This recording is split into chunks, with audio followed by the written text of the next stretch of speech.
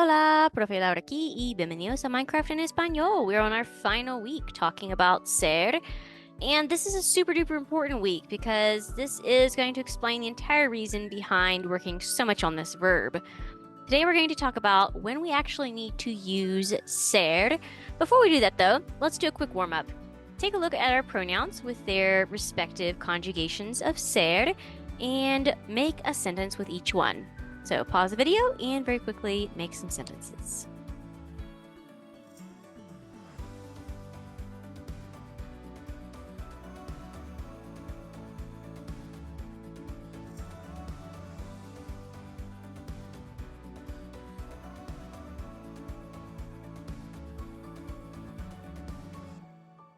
All right, so we could have yo soy inteligente.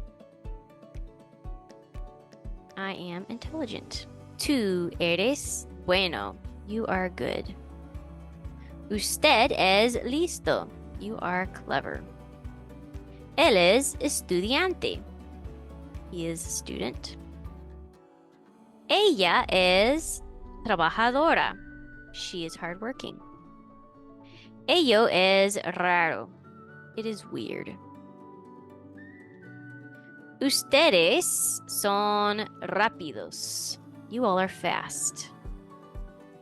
Ellos son altos. They are tall. Ellas son bajas. They are short. Nosotros somos inteligentes. We are smart. Nosotras somos listas. We are clever.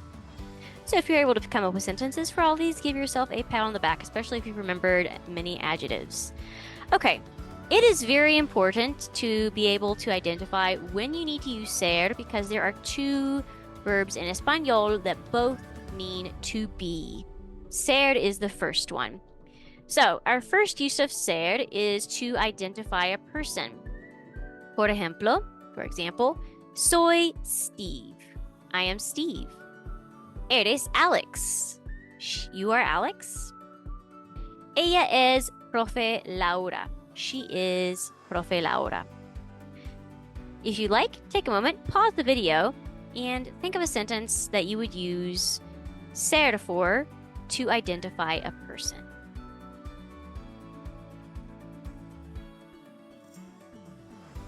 All right. Our next use of ser is for nationality, and we haven't really touched on a lot of nationalities yet, but this is just like, I am a US citizen, I am Canadian, I am Mexican, I am Italian, I am Nigerian, I am Chinese, I am Egyptian, etc., etc. So for example, soy estadounidense, I am a US citizen. Él es italiano, he is Italian. Tú eres canadiense. You are Canadian. Once again, pause the video and try to come up with your own sentence identifying nationality. Our third use is a characteristic of a person, place, or thing, and in other words, adjectives. This is why we've been using so many adjectives in our example sentences, and that's why I've been choosing adjectives so frequently. So for example, Minecraft es divertido. Minecraft is fun. Ella es inteligente. She is smart. Él es bajo. He is short. So anything just describing what someone or something looks like or some kind of quality or characteristic. Take a moment, pause the video, and come up with your own sentence using ser in this manner.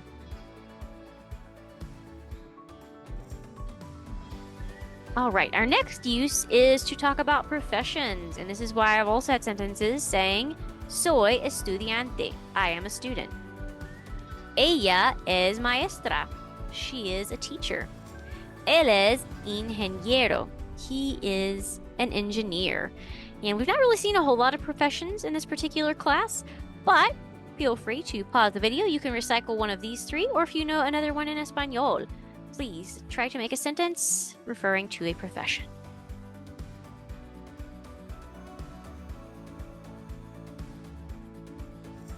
Muy bien. Another use is to talk about the time of day. And we've only seen buenos dias, buenas noches in most of our lessons. But for example, Es medianoche. It is midnight. Son las tres. It is 3 o'clock. Not really specifying if it's day or night. So, you may or may not have seen how to tell time. If you know some time expressions, take a moment, pause the video, and think about them to talk about the time of day.